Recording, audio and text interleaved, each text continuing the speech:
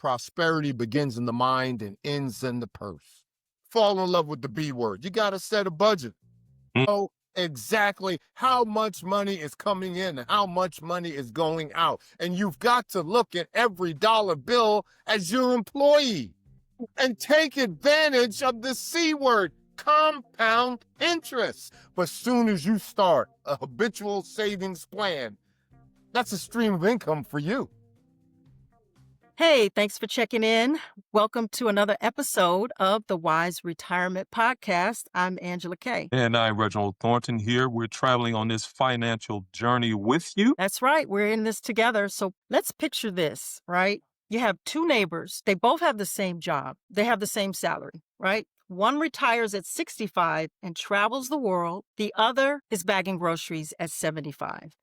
So what's the difference? According to our special guest, Dr. Dennis Kimbro, it could be how we're thinking that determines our retirement outcome, right? Dr. Yes, indeed. Kimbro, he has studied how millionaires think. He's a best-selling author, a business professor, and a respected expert on leadership and the human potential. He's studied over 1,000 self-made millionaires for his books, Think and Grow Rich, A Black Choice, and The Wealth Choice. He's here today. He's going to shatter everything you believe about how you think about wealth building and planning for your future. Indeed. And if you think it's too late to build wealth, you need to hear this. First of all, Dr. Kimbro, it's a pleasure to have you here with us today. One of the things I don't know that you know is that we all have one thing in common, and that is Clark Atlanta University. Angela and I met at Clark back in the 80s when it was Clark College. So we've known each other quite some time. We were mass comm majors together. Okay. But I see now that you are teaching in the business administration, and just as you said before we came on, that this might possibly be your last year of sharing your knowledge. I got to pass the baton or hang up my cleats. I came to CAU in 1992. So right now there's 62 millionaires in the United States. Excuse me, across the globe. Mm-hmm. Oh, 62 Of the millionaires? 62 million across the globe, 22 million live here in the United States. Of the 22 million here in the United States, 1.79 million are African American. Wow. So I hear the question, well, why aren't there more in this? Well, number one, it's easy. I mentioned desire. Let's take desire and put it off in the corner here. But number one, it never occurs to people that they could do that. Get in there, max out your 401k, max out any retirement plans and the like, start your own savings plan. Yeah. Now you ask the question, okay, with folks that got two jobs and this and that, and I used a full-blown survey for Think and Grow Rich, A Black Choice was a qualitative study. Okay. The Wealth Choice was quantitative. I used a full-blown survey, and I asked the question about the reading habits, the average Black millionaire. Again, this is more than 1,000 surveys I got back. Mm-hmm. The average Black millionaire reads about 20 books a year. Okay. Self-help, business, and history. Now, I say that because you're going to either, when it comes to wealth management and life management are intertwined. Why? Because prosperity begins in the mind and ends in the purse. I love that. That's a good one. I'm saying you either read or learn to fail gracefully. Why? Because the greatest investment you will ever make. Again, one of the questions that I asked them, what's the best investment you ever made? And they would come back to me, you mean monetarily or personality-wise? Because they say the greatest investment that they ever made is believing in themselves. Mm-hmm. Dr. Kimbro, I recently read an article that an 81-year-old woman is still working. Yeah. And it's not because she wants to. So, many of the people who are listening right now have about 10 to 15 years before they retire. So based on your research, what is the mental shift that has to happen before we build wealth? There's only three things that you can do with money. You can spend it, you can save it, or you can give it away. But you have got to have that mindset And everybody's talking about artificial intelligence and the like, but they don't talk about the greatest form of intelligence and what is soul intelligence. And what is soul intelligence? Soul intelligence is based on feelings. Once you explain it to them and they grasp the feeling, hey, that this is completely doable. Mm. This is completely doable.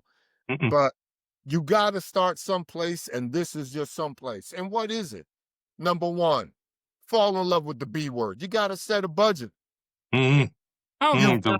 Not the got to budget. know exactly how much money is coming in and how much money is going out. And you've got to look at every dollar bill as your employee.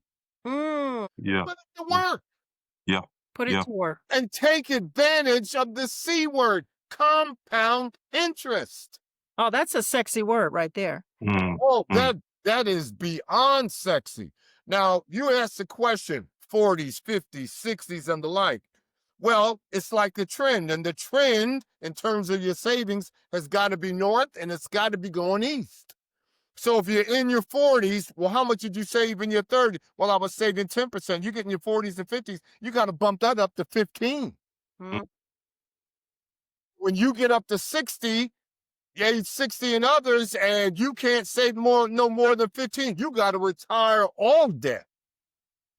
And you got to go back to those rules, man. The first that by 60, by 50 and 60, you shouldn't even have a mortgage. But if you do have a mortgage and you never bought a home, what is the rule? Your rent and all of your ancillary debt has got to be less than 45% of your net, Mm-hmm. because you got to put some dollars to use and Yeah. dollars to work. That makes sense. So what you're saying is, if you're starting late in the game, which a lot of us are behind, you're saying we may need to shift and say, well, maybe I don't have $1 million, $2 million, $3 million saved, but Yeah. I could have my mortgage paid off in maybe 5 years, Yes. 10 years. I could have a newer car and pay that off in 5 years, 10 years. You know the car that's sitting in my driveway right now? I got a 2006 Lexus SUV. 87,000 miles on that bad boy. Yeah. I can appreciate that. Got to know what is coming in and what is going out. One of the stories in your book, the Think and Grow Rich, the Black choice, is the story of the janitor. Okay, so a janitor retires as a millionaire. How did that happen? Not only that janitor, but that janitor, that story was not alone, because in What Makes the Great Great, I interviewed Osceola McCarty, the black washerwoman in Hattiesburg, Mississippi. Mm-hmm. Formula they use: save every dime that comes by the hand. And go ahead and just the habit of routine savings. Okay. So it was a habit. And the reason why I drive that point home, Angela, is because, saving of finances is really saving of the soul. Mm. Relationships now is the currency of the 21st century. Very, 100%. very 100%. true. I noticed that. Relationship is the currency. Yeah, I noticed that you mentioned the habit of routine savings.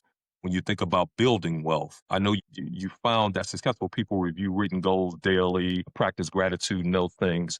Can you talk a bit about someone who's transforming their life using your principles? Like, would it just be goals, affirmations, visualization, or would it be a combination of the three? It's all of the above. Mm. Between Napoleon Hill's original principles and your research for TGR ABC, what's the one wealth principle that changes everything once people understand it? Easy. That manifestation is a part of mental activity.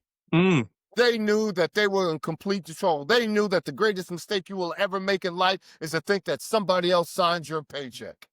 Mm. They knew that. Mhm. And so I started just writing down all these fancy quotes that I'm getting. And one of them from a young brother, and he owned no less at one time, what, 4, 5, maybe 6 McDonald's. Okay. And this is a young brother who never finished high school. Mm-hmm. And what did he tell me? He says, the poor keep score by cars and clothes. The middle class keeps score by degrees and titles. But the wealthy, Dr. Kimbro, well, they keep score by their bank account. Mm. So, mean, and I was just, weak minds talk about people, educated minds talk about events, but great minds talk about and discuss ideas. I I have an idea. You based on your 10-10-10 principles, the 10% Mm-hmm. of savings, the 10% of giving, and the 10% of Yep. investing, we're talking 30%, and that's just taking care of our bills. How does how does someone who's listening, who has an average income, actually Well, let's go back. make this work? What is 10, Mm, 10, 10? We're talking about saving of the soul. That's what we're talking about because we want opportunity. And economics 101, there's an economic theory called velocity. mhm. What is velocity? Opportunity likes velocity. What? When you see the opportunity, you got the cash right here. I'm here, you're here, the money's here. Let's do this deal. mm, mm, That's the way these entrepreneurs work. So, you mentioned about compressing 4 generations of wealth into 1. mm. Can someone who's starting at 50 really create generational wealth and not just retirement survival? Yeah, you don't put a time limit on it. And that's the thing. Wall Street's Wealth Choice and Think and Grow Rich and Black Choice. These books are not about cash. These books are about courage. Mm, You don't make money your goal. mm, You make Mm. money, you make the wise, productive use of your money the goal. So there are different examples, but you have got to have the mindset for it. And that's why it's called Think and Grow Rich. hmm. The average individual in our society gets 4 ideas a year. If they had the guts and courage to chase the dream, will make them financially independent. Don't have the mental mindset for that. It's right use of your mind. The greatest gift you have ever been given, as I say in Think and Grow Rich, is the ability to change your mind. Wow. That is that's impactful, and you've been around all of these millionaires. They generally have 1 or 2 surprising habits that kind of catapulted them to the next level. Is there one thing that kind of stood out to you with them? Well, number one, they rise early. Okay. Mm, Which individual lives 9 to 5? No, their day is 5 to 9. 5 in the morning, 9 o'clock at night. They didn't even yeah. go beyond that. They live in the moment. Hmm. Oh wow. Okay. But for the most part, their day starts at 5:45 in the morning. Mhm. And their life is based off of success habits. And that is the difference. I don't tell anybody they got to be an entrepreneur pulling down 7 figures or more or be a billionaire. But what I will tell you, I want you personally fulfilled, whatever you're doing. Mm, right. Right. Multiple streams of Of income. income. Yep. This is all you want to know about Black folks with money based on my research. Number one, from the moment you get up in the morning, somebody's making money off of you. Mm, Brush your teeth, you had to pay for the toothpaste, you had to pay for the toothbrush. You get up in the morning, your home, your house is warm, you got to cut the air on, you got to pay for that air. You get hungry, you got to pay for the food, you got to pay for the gasoline in your car to go wherever you go. 4/7 from the moment that you get up in the morning, somebody's making money off of you. good So point. what did I find out in my research? You wanted to find that little tidbit? Mhm. Black millionaires ask that question, who's paying you? Mm, Who's Everybody's paying? making money off you, but who is paying? You got to find somebody paying you. Multiple streams of income. So that's number one. And number two, once you find your area, once you find your area of excellence, your vehicle, whatever it is, my vehicle is teaching. My vehicle is speaking. My vehicle is writing. Mhm. How do we change these habits when we've been living paycheck to paycheck? So we need to figure out what that habit, that discipline is. What is our new life going to But look as soon as you start a habitual savings plan, that's a stream of income for you. That is a stream of income for you. as soon as you start that. One of the other habits from, and again, the focus group, these folks absolutely positively hate to be in debt. Mm, They mm, hate to be in debt. They avoid debt like it's the plague. mm, mm, So that daily habit, Daily habit. set your habits. Okay. You do.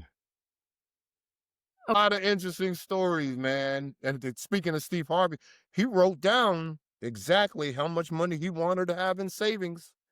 He wrote it down. He shared that story of what he wanted to have in savings, and he surpassed that number. And that was when he spoke in my class. That was before he had Family Feud, and that was before he had his Hmm. talk show.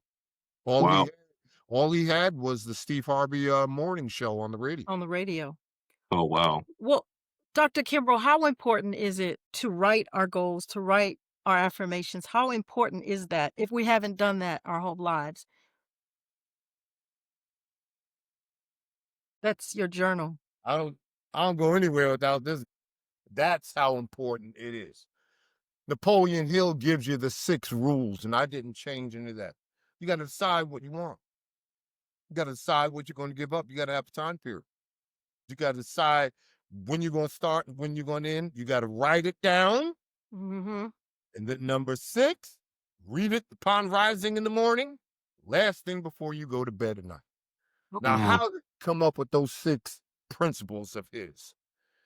Napoleon Hill was influencing part of my research.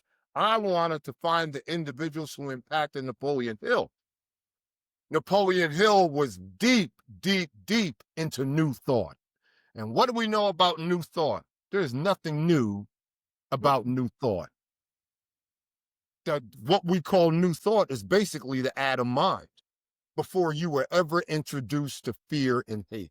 There's only 2 energies out there: mm, love, Mm-hmm.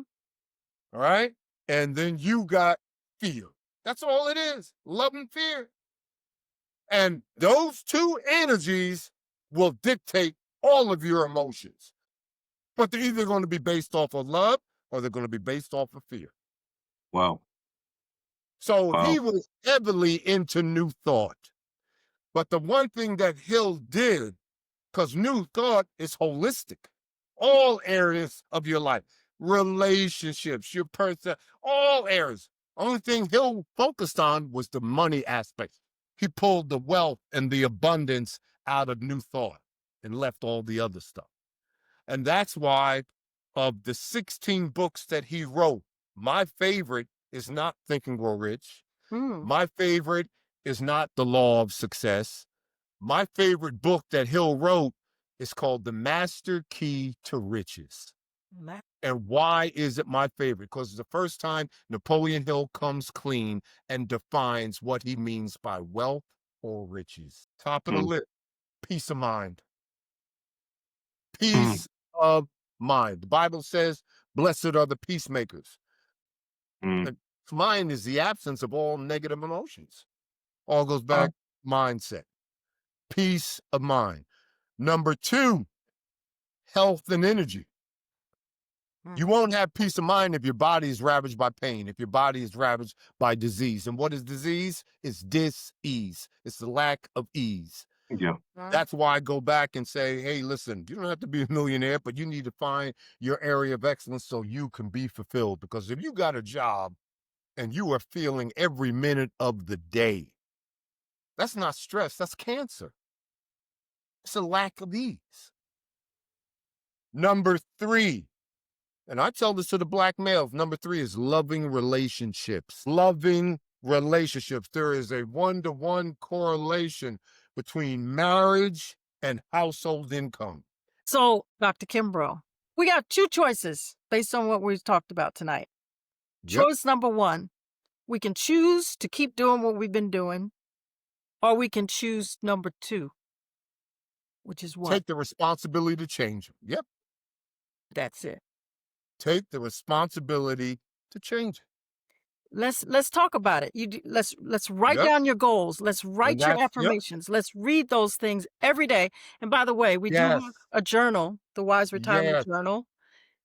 Get your Yes. copy on Amazon. Write it out. Yes, indeed. Get your Wise Retirement Journal for sure. Yep.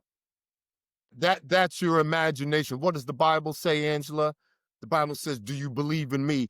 Do you believe in God?" Yes, we all believe in God. But then it says, "Well, believe in me also." Number Who is one. the me also? That's your imagination, the mind. Absolutely. We 100%. speak to God through prayer. The Creator speaks to us through intuition, through aha. You got to listen and Man, follow. yeah, got to. Because a lot of times that still small voice will whisper. Your ego will shout. What did Denzel say? Whoever shouts the loudest, whoever speaks the loudest, probably the weakest. The Right. more your ego shouts, but that Well, still small voice whispers. with all this information you've given us tonight, and I just want to ask one question. What's the one takeaway that the listener should have tonight? Believe. You got to believe in yourself when no one else will. Believe.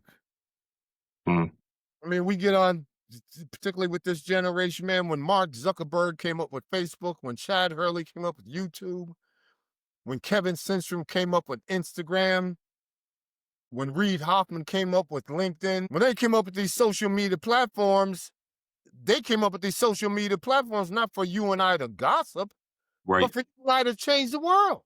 right. Well, that brings us to the end of our episode. Yes.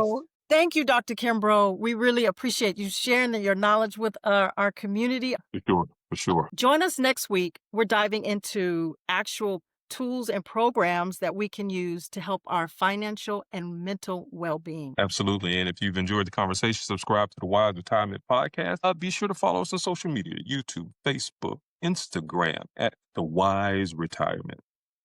Yes. And if you have questions, shoot me an email at angela@thewiseretirement.com, and we may answer your questions on the show. Absolutely. So we will see you next week. I'm Reg. And I'm Angela Kay, reminding you we're on this journey together. Until next time, take care. Welcome to the ride.